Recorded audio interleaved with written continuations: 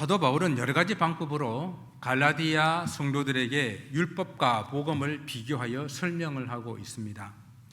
지난주 사도 바울은 사역 초기에 자기의 육신의 연약함에도 불구하고 자기를 업신여기지 아니하고 또 버리지도 아니하고 하나님의 천사와 같이 그리스도 예수와 같이 영접해 주었던 그 복된 시간을 회상하면서 성도들에게 그때는 그렇게 잘하고 우리가 그렇게 좋았는데 지금 그 복이 어디로 갔느냐라는 질문을 했습니다. 사도 바울은 처음 사역할 때 서로에게 있었던 그 복을 다시 회복하기를 간절히 바라고 사모하고 있는데요.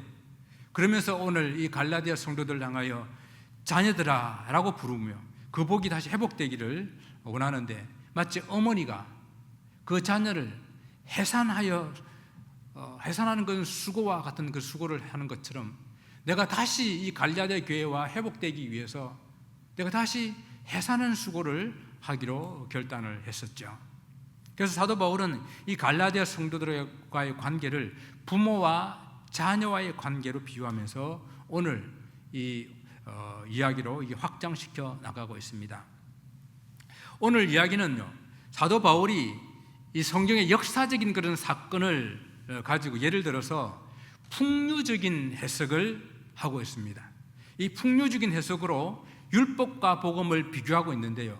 여러분, 풍류적 해석이 무슨 말일까요? 풍류적이다. 헬라어로 알레고리적이다 말을 부르고 있는데 알레고리하다.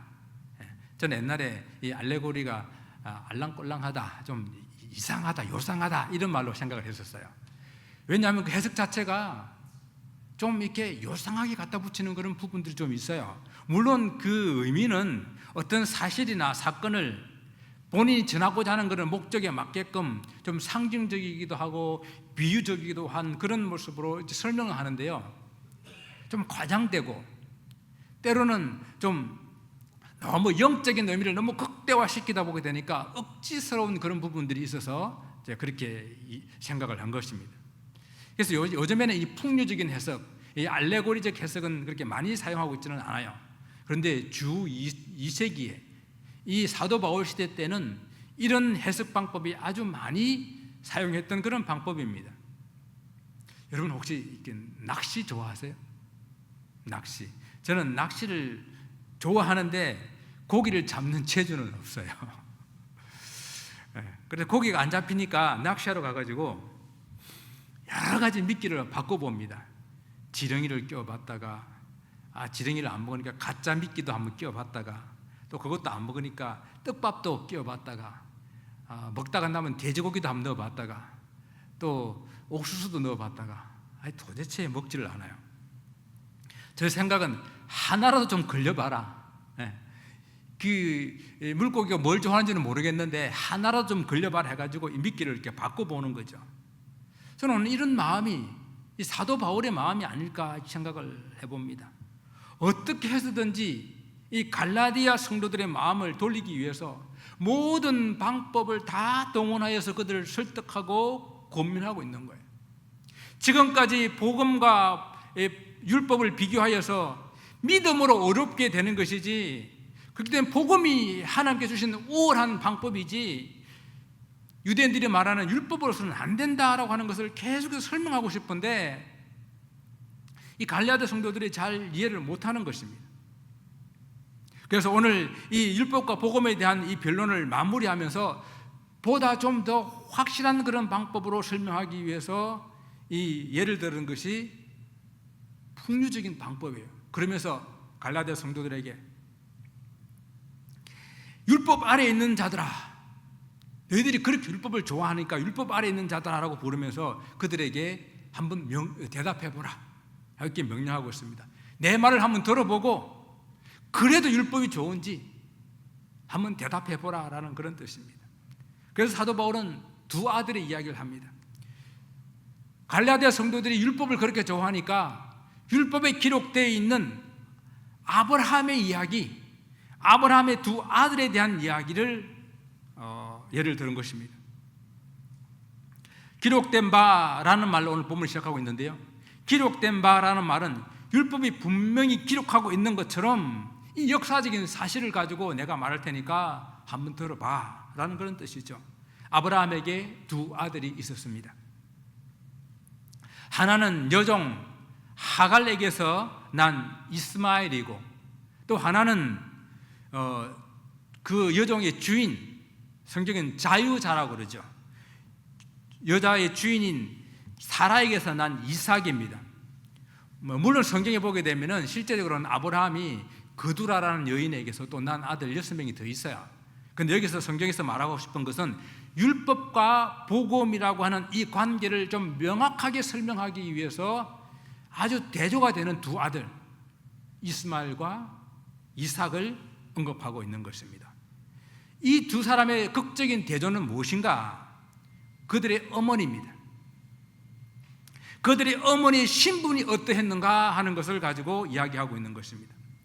이스마엘의 어머니는 애굽에서 온 바로 종 하갈입니다. 하갈. 어머니가 종 노예 신분이었기 때문에 그의 몸에서 태어난 아들도 종이요 노예 신분이었다라는 것이죠. 또 다른 아들 이삭은 하갈의 주인인 사라입니다. 그는 자유인이기 때문에 그녀의 몸에서 태어난 아들 역시 자유자입니다. 그녀가 자유자이기 때문에 거기서 태어난 아들 역시 자유자인 것이죠. 물론 아버지는 한 사람이에요. 한 아버지에서 비롯됐지만 아버지와의 신분과는 상관없이 어머니의 신분에 따라 가지고 그 아들이 결정되는, 지금 이스라엘이 그렇잖아요. 유대인 여자에서 난 아들이어야만 유대인이거든요. 그 제도를 생각하면서 지금 아버지는 같지만은 종에서 태어난 이스마엘과 주인에서 태어난 이삭과를 비교하면서 어머니의 신분에 따라서 자녀의 신분이 결정되는 그 이야기를 하고 있는 것입니다. 이와 같이 율법과 복음도 하나님으로부터 한 분으로부터 왔지만은 율법이 가지고 있는 그 제한성, 율법은 결코 우리를 구원하기 위한 법이 아니라 우리로 하여금 죄가 무엇인지를 깨닫고 그렇게 해서 예수 그리스도께까지 인도하는 초등학문, 초등교사 역할만 할 뿐이라고 하는 것을 비교하기 위함이죠. 그래서 그런데 유대인들은 그 율법을 지켜가지고 구원을 얻으려고 계속하기 때문에 너희들은 여전히 종의 신분으로 살 수밖에 없다라는 것입니다. 두 번째 이 비교하는 극적인 대조는 그들의 출생의 방법입니다. 여종 하갈에게서 난 이스마엘은 육체적인 출산, 즉 자연적인 출산이죠. 정상적으로 남녀가 이렇게 결혼을 해서 남녀가 합방을 해가지고 이렇게 태어나는 그런 정상적인 출산을 말하는 것입니다. 여러분, 사라가 오랫동안 기다렸지만은 자식을 가지지 못했습니다. 그래서 사라가 그 종 하갈을 아브라함에게 첩으로 주은 것이죠. 첩으로 주어서 자식을 갖게 했는데 그 자식이 바로 이스마엘입니다. 이런 보통적인 자연적인 그런 출산인데요, 일반적으로 우리가 보통이다, 자연이다 하게 되면 좋은 것을 의미하죠. 그런데 오늘 여기서 말하는 것은 그 자연적인 출산은 인간적인, 육체적인 그러한 출산이다라는 그런 의미로서 사용하고 있습니다. 육체적인 자녀라는 말에는 하나님의 약속이나 하나님의 뜻에 의하지 아니하는 인간적인 생각과 인간적인 방법에 의해서 출산된 자녀라는 그런 뜻을 가지고 있다라고 하는 것이죠. 하나님께서 아브라함에게 약속을 하셨는데 그 약속을 믿지 못하고 기다리지 못해서 인간적인 방법으로 얻게 된 아들, 영적인 것과 반대되는 그런 개념의 육적인 아들, 그것이 바로 이스마엘입니다. 그와는 반대로 이삭은 하나님의 약속의 자녀였습니다. 하나님께서 아브라함에게 장차 내 몸에서 날짜가 내 후사가 되리라 라고 말씀하셨는데, 그 아브라함이 그 약속을 기다리지 못하고 하갈을 취해서 이스마엘을 낳았는데도 아직까지 사라의 몸에서는 자식이 없습니다. 그러니까 13년이 지났습니다. 그때까지 자식이 없었어요. 이 이스마엘이 13살이 될 때까지 자식이 없었다는 이야기죠.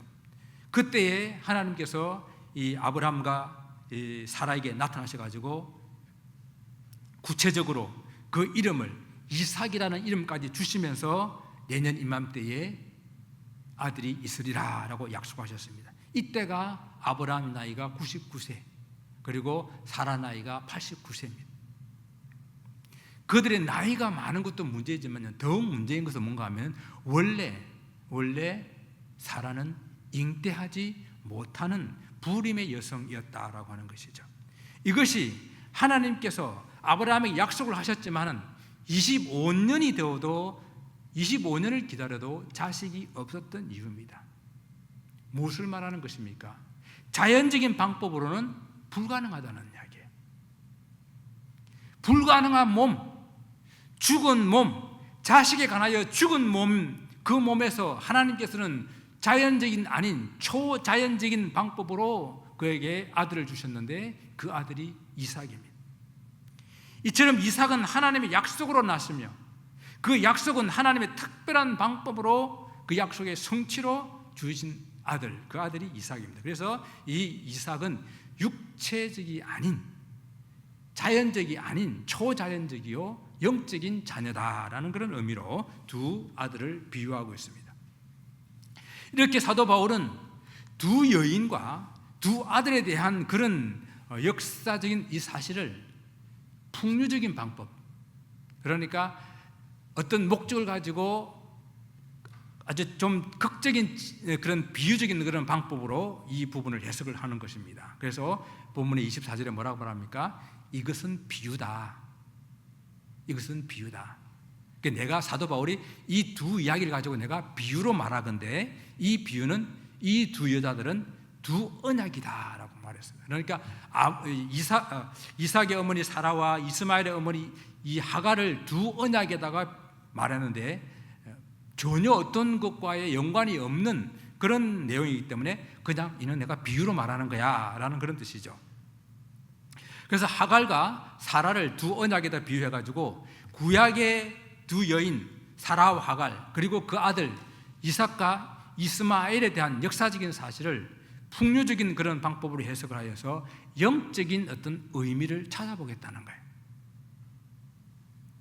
즉 하갈은 종의 신분을 가진 아들 이스마엘을 낳았습니다. 그래서 하갈은 구약의 율법을 낳은 시내산 언약에다가 비유를 하였고, 시내산 언약이라고 하는 것은 당시 예루살렘의 율법과 제사의 형태, 그 형태를 여전히 가지고 있었고, 그리고 예루살렘에서 그 일이 계속 행해졌기 때문에 이렇게 연결됩니다.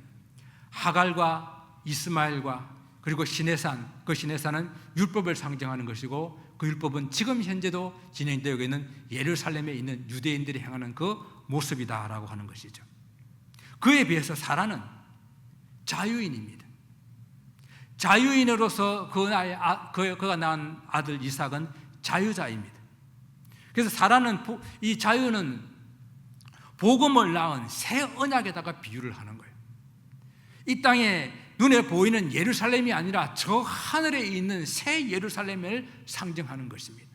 그래서 사라, 이삭, 새 언약, 복음, 저 하늘의 예루살렘으로 연결이 되는 것입니다. 이 두 가지로 비유해서 설명했습니다. 이처럼 이런 풍류적인 해석을 통해서 바울이 무엇을 말하려고 하는 것입니까? 지금 현재 예루살렘에 있는 이 율법주의자들, 그들의 율법을 지키는 그 행위로서는 절대 구원을 얻을 수 없다는 것을 강조하기 위함이에요. 바울이 여기서 이스마엘을 육체를 따라 난 아들이라고 그랬어요. 육체를 따라 난 아들. 이렇게 표현한 것은 하갈의 아들 이스마엘은 하나님께 주신 약속의 아들이 아니고 인간적인 방법으로, 세상적인 방법으로, 불신의 방법으로 나온 그런 육체의 아들이라는 그런 뜻을 가지고 있습니다. 하갈이 종이었기에 그의 아들이 종이 된 것처럼 시내산의 유물인 율법, 그 길간 율법을 지켜서는 여전히 종의 자녀로 살 수밖에 없고 종로로 살 수밖에 없다라고 하는 것이에요. 그 일을 지금 예루살렘에 있는 유대인들이 여전히 그 일을 하고 있는데, 또 그 일을 그 유대인들의 인정과 지지를 받기 위해서 온 이 거짓 교사들이 갈라디아 성도들에게 계속 유혹하고 미혹하고 있지만은 그들의 말을 따라가면은 참된 자유함이 없다라는 것을 강조합니다. 그래서 이 자유의 아들이 되기 위해서는 예루살렘에서 내려온 거짓 교사들의 이 거짓된 율법, 거짓된 이 유혹과 미혹에 넘어가지 말고 그들에서 벗어나야만 참 자유가 있다. 이것을 강조하기 위해서 이 풍류적인 해석을 합니다. 이 이스마엘과 비해서 그의 사라의 몸에서 난 이삭은 하나님의 약속의 아들이잖아요. 하나님께서 초자연적인 방법으로 난 아들입니다. 이 초자연적으로 난 이 아들이 마치 예수 그리스도의 모형이 된다라는 것이죠. 왜? 예수 그리스도도 하나님의 약속으로 이 땅에 주어졌는데 창세기 3장 15절에서부터 첫 약속이 주어져서 계속해서 수많은 선자들을 통하여서 오실 메시아에 대한 약속이 있었습니다. 그래서 또한 이사야도 그 예언할 때에 자연적인 방법이 아니라 초자연적인 방법, 어떻게 해요? 보라, 처녀가 잉태하여 아들을 낳게 될 것이다. 그 아들이 곧 임마누엘이 될 것이다. 이렇게 예언한 그 예언에 따라서 예수 그리스도께서 오셨는데 그 예수 그리스도께서 이 땅에 오셨을 때에 동정녀 마리아를 통해서 오는 초자연적인 방법, 세상적이지 않는 하나님의 약속을 성취시키기 위한 이 방법으로 오신 이 예수 그리스도, 바로 이것이 이삭이 바로 예수님의 예표가 된다라고 하는 것입니다. 여러분, 우리 하나님께서 아브라함과 함께 사라도 그 이름을 고쳐주셨잖아요. 원래 아브라함 이름이 무엇이었죠? 아브람이었잖아요. 사라는 사레였잖아요. 아브라함은 그냥 한 지역의 조그만 지역의 압이라는 그런 뜻입니다. 그런데 아브라함 하기에서 하나님께서 그를 열국의 압이라고 불러주셨고 사라라고 불러주시면서 그를 열국의 엄이라고 고쳐주셨습니다. 그러면 아브라함을 아브라함으로, 사레를 사라로 그 이름을 고쳐주시면서 아브라함을 열국의 아비로, 사라를 열국의 어미로 이름을 주신 이유가 있지 않겠습니까? 아브라함과 사라를 통해서 주신 그 약속의 아들 이삭을 통해 가지고 온 세상을 구원할 메시아를 주시겠다는 하나님의 약속이 그 속에 들어있는 것이죠. 이것이 바로 이런 영적인 의미를 설명하기 위해서 사도 바울은 오늘 이사야 54장의 말씀을 인용합니다. 54장의 말씀을 인용한 그 내용이 27절의 말씀인데요. 잉태하지 못한 자여 즐거워하라. 상고를 모르는 자여 소리질러 외치라. 이는 홀로 사는 자의 자녀가 남편 있는 자의 자녀보다 많음이라. 근데 사실 이 말이 어려워요. 저도 몇 번 읽어봐도 이 말이 무슨 말이지? 오늘 갈라디아서 본문 자체도 어려운데 사도 바울이 우리에게 쉽게 설명해 주기 위해서 예로 든 이 본문도 어려워요. 도대체 이게 무슨 말인가? 오늘 여기 잉태하지 못한 자, 상고를 모르는 자, 홀로 사는 자, 다 이것은 무엇을 표시하는가? 1차적으로는 조금 있으면은 포로가 되어서 바벨론으로 끌려가 비참한 삶을 살게 될 유대인들을 의미하는 거예요. 이스라엘의 무자한 여인처럼 그곳에서 수치와 모욕을 당할 그 이스라엘을 말하는 거예요. 요즘에는 그렇지는 않겠지만은 이 당시에 여인이 아기를 낳지 못하는 것은 수치 중에 수치였습니다. 그와 같이 이스라엘이 바벨론을 끌려가서 온갖 수치와 모욕을 당하게 될 그것을 예언한 말씀인데요. 그렇지만은 그렇게 잉태하지 못하고 상고를 모르고 홀로 사는 자녀지만은 그들이 더 많은 자녀를 낳게 될 것이라고 소리 지르고 절구하고 외치라는 그런 이야기입니다. 뭡니까? 그 포로로 잡혀간 백성들을 하나님께서 긍휼히 여기고 불쌍히 여겨서 그들을 다시 회복시키시고 다시 큰 축복으로 그들의 애통이 기쁨이 되게 할 그런 하나님의 위로의 말씀이 오늘 이사야가 하고 있는 내용이 있죠. 이것을 비유해 가지고 사라가 비록 잉태하지 못하고 상고를 모르고 홀로 사는 그런 인생이지만은, 그러나 하나님의 긍휼과 은혜로 이삭이라고 하는 축복된 자녀를 낳게 되고, 그 축복된 자녀로 인해서 얼마나 그 후손들이 축복을 받을 것인지를 바라보며 소리 지르고 즐거워하고 이렇게 노래하라고 이렇게 말씀하고 있는 내용이죠. 그래서 오늘 이 본문의 내용 중에서 보다 더 중요한 것은요, 이 여인의 후손이 남편이 있는 자녀보다 더 많다 그랬습니다. 지금 현재 이 사라는 아기를 낳지 못할 때는 남편이 없는 그런 여인과 마찬가지로 살았던 그런 삶인데, 그 사라를 통해 가지고 더 많은 자녀를 주게 될 것이라는 이 말씀은 이삭을 통해서 오실 구원자 예수 그리스도를 통해서 온 땅의 큰 민족을 이루게 될, 유대인뿐만 아니라 온 이방인까지 다 포함한 열국의 아비로, 열국의 어미로 온 세상이 구원 얻게 될 그 예수 그리스도의 메시아의 출생을 말씀하고 있는 거예요. 그래서 아브라함에게 약속하시게 될 때에 아직 그 삶에는 자녀가 없음에도 불구하고 내 자손을 통해서 저 하늘의 뭇별과 같이, 바다의 모래알같이 많은 그런 자손을, 후손을 주시겠다고 하신 그 약속이 그 이삭을 통해서, 그 이삭의 후손인 예수 그리스도를 통해서 성취하게 될 것이다 라는 말씀입니다. 이런 말씀이 바로 풍류적인 해석이에요. 풍류적인 해석을 통해서 갈라디아 이 성도들을 비롯한 오늘날 우리 모두에게 전하고 싶은 내용은 무엇입니까? 오늘 28절처럼 형제들아, 너희는 바로 이삭과 같이 약속의 자녀이다 라는 것입니다. 율법을 향하여, 율법에 의해서 율법의 종이 되어 멸망 이를 그런 백성들이 아니라 이삭과 같이 하나님의 약속을 받은 자녀들이라는 말씀입니다. 유대인들은 자기들이 혈통적으로나 또 하나님의 약속으로나 모든 것이 다 자기들이 선민이고 자기들이 유업을 이어갈 자라고 생각했지만, 그러나 하나님께서는 아니라 예수 그리스도로 말미암아 하나님의 자녀된 이 백성들이 참된 하나님의 약속의 자녀라고 말하고 있는 것입니다. 이런 이야기들은 오늘 이 본문에 나오는 아브라함의 아들 이삭과 이스마엘뿐만 아니라 아주 심심찮게 나오는 그런 두 아들의 이야기들이 있어요.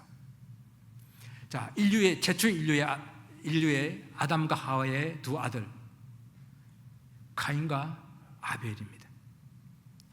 하나님께서 형인 그 가인의 제사는 받지 않았죠.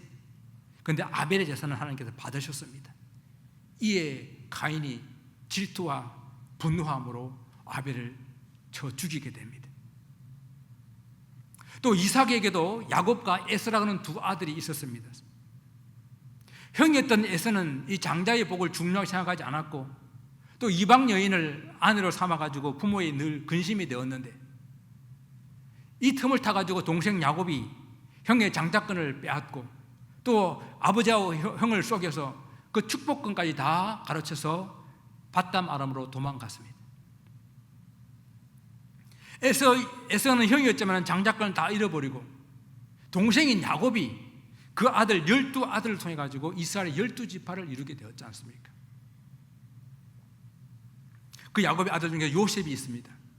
요셉에게도 므낫세와 에브라임이라는 두 아들이 있었어요. 이 므낫세가 장자였지만은 그 야곱이 죽을 때에 이 야곱은 손을 엇갈려 올려가지고 장자에게 왼손을, 에브라임인 차자에게 오른손을 올려서 축복을 하게 됩니다.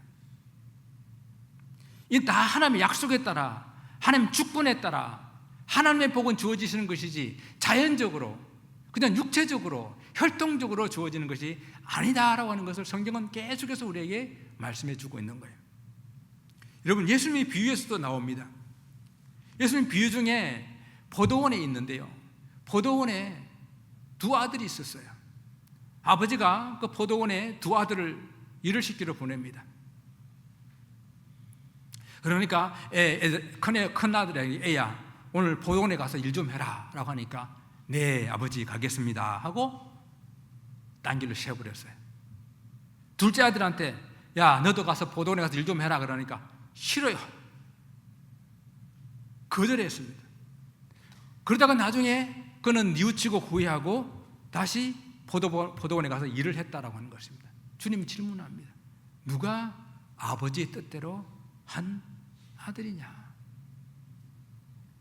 이 이야기는 절대 장자는 나쁘고 그 다음에 큰아들을 비방하려고 그런 이야기가 아닙니다. 우리 교회도 장자분들 많이 계시죠.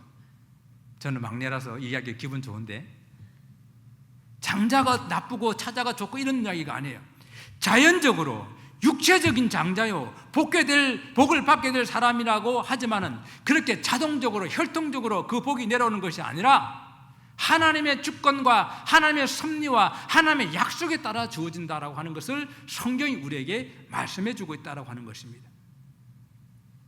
형제 관계로 형과 동생이 아닌 그런 이야기에서도 또 이런 이야기는 계속 나와요. 성전에 두 사람이 기도하러 갔습니다. 한 사람은 바리새인이에요. 한 사람은 세리입니다. 바리새인은 기도합니다. 그는 서가지고 따로 서서 손을 높이 들고, 하나님, 저는 저 세리와 같지 않은 것을 너무도 감사합니다. 저는요, 일주일에 2번씩 금식하고 11주도 꼬박꼬박 드리고 하며 자기의 그 하나님 앞에서의 선하고 의롭다는 것을 낱낱이 아뢰는 그런 기도를 하고 있었습니다. 그런데 이 세리는 멀리 있어서 감히 하늘을 우러러 보지도 못하고 가슴을 치면서, 하나님, 나는 죄인입니다. 이 두 사람 중에 누가 하나님의 응답을 받고 누가 하나님으로부터 의롭다함을 받았느냐 하는 것입니다. 우리 하나님께서는 그 세리, 하늘을 우러러 보지도 못하고 가슴을 치며 기도했던 그 세리의 기도를 받으셨다라는 것이죠. 이 비유들을 통해서 지금 유대인의 모습, 그들의 현 주소가 어떤지를 묻고 있는 거예요. 육체적으로, 혈통적으로, 자연적으로 그들은 유대인이고 그들은 아브라함의 후손이라고 말하지만 하나님께서는 그들이 여전히 율법에 매여 있고 여전히 죄의 종로로 타고 있다고 말씀하시는 것입니다. 하나님으로부터 의롭다 하심을 얻지 못하고 멸망받을 수밖에 없는 그런 운명이라는 것이죠.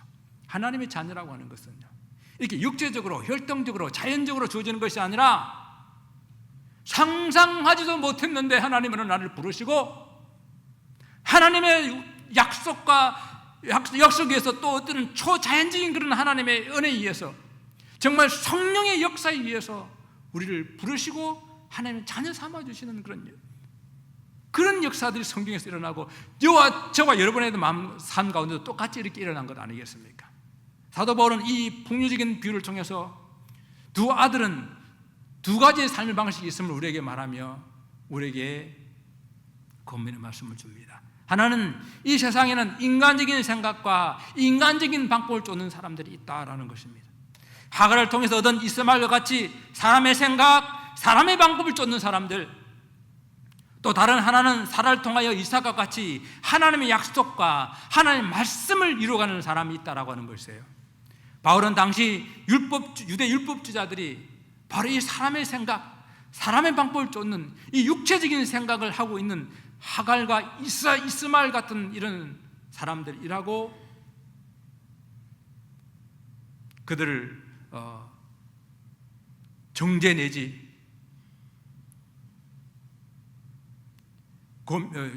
규명하면서 지금 현재 그들이 때로는 미혹하여서 흔들려서 사도 바울의 책망을 받고 있지만은, 그러나 이 갈라디아 성도들은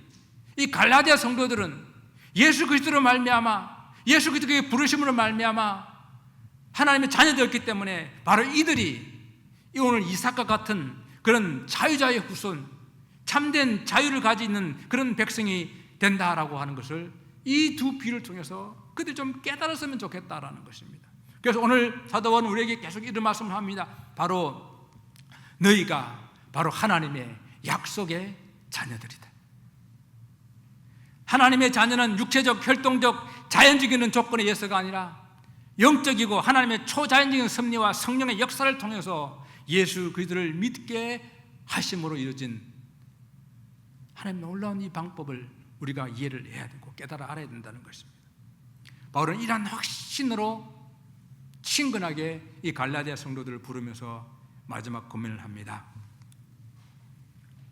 바울은 다시 역사적인 내용을 돌아가가지고 그렇게 하갈이 자기가 임신한 사실을 알게 되었을 때에 자기의 여주인을 박해를 했어요. 또 이삭이 태어나고 그가 젖될 나이가 되었을 때에 이스마엘이 이삭을 조롱하고 놀렸던 그 사건을 현재의 상황으로 설명을 하면서 이렇게 육체로 난 자들이 성령으로 난 자들을 박해하고 핍박하고 고난을 주는 일들이 있었는데 그 일은 지금도 계속되고 있다라는 것입니다. 율법주의자들이 오히려 은혜로 구원 얻고자 하는 자들을 흔들고 때로는 멸시하고 조롱하고 박해를 가합니다. 여러분, 교회 역사 가운데서도 이런 일들은 계속되어 왔었고, 그리고 이런 일들은 단지 유대인들의 박해뿐만 아니라 복음을 믿지 못하는, 믿지 않는 많은 사람들, 모든 사람들이 믿음을 가진 사람들을 박해하는 이 모든 일들과 다 연결시켜서 오늘 이런 일들이 계속되고 있고, 오늘 성경을 쓰고 있는 그 시대뿐만 아니라 오늘 성경을 다시 풀어서 이 말씀을 듣고 있는 이 시대에도 이런 일들은 계속 일어나고 있습니다. 교회 안에서 믿음대로 살려고 하면, 좀 믿음대로 살려고 애쓰고 말씀대로 살려고 애쓰는 사람들이 오히려 무시당하고 핍박을 받는 그런 시대입니다. 그러나 성령으로 난 성도들이 이 땅에서 그런 박해를 받고 또 핍박을 받고 무시를 받고 딴 손해를 보고 하는 그런 모든 일이 있더라도 성경은 우리에게 근심하거나 염려하지 말 이유를 오늘 본문을 통해서 말씀하시는데 30절 말씀입니다. 여종과 그 아들을 내쫓아라. 여종의 아들이 자유 있는 여자의 아들과 더불어 유업을 얻지 못하리라. 육체로 난 자들이 잠시 이 땅에 살면서 그들이 가진 힘을 가지고 그들의 권력을 가지고 그들의 기득권을 가지고 성령을 난 자들을 박해하더라도 결국은 종국에는 마지막 날에는 다 그들이 쫓겨나게 될 것이다. 우리 주님 오실 그 날에 그들은 바깥 어두운 곳에 쫓겨나 슬피하며 이를 갈 일들이 있을 것이다. 이 결론의 말씀을 주시면서 우리에게 때로는 박해가 찾아오고 때로는 우리에게 어려움이 찾아오더라도 끝까지 믿음을 지켜라. 사도 바울의 권면의 말씀입니다. 사랑하는 성도 여러분, 우리는 여종의 자녀가 아니라 자유자의 자녀입니다. 예수 그리스도께서 우리를 죄에서 자유케 한 하나님의 자녀들입니다. 우리는 이 육체로 난 자들이 아니라 영으로 거듭난 자들입니다. 하나님의 자녀로 하나님의 유업을 이어받을 자들이라는 사실을 기억하시고 잠시 사는 동안에 예수님 때문에 고난받고 예수님 때문에 어려움당하고 예수님 때문에 손해보는 그 일을 오히려 두려워하지 말고 믿음으로 굳게 하시며 매 순간 매 순간 하나님의 자녀로 우리에겐 저 하늘에 약속이 있는 하나님 나라를 유업으로 이어받을 하나님의 자녀답게 하루를 살아낼 수 있는 저희 여러분 되시기를 주님 이름으로 축원을 드립니다. 기도하겠습니다.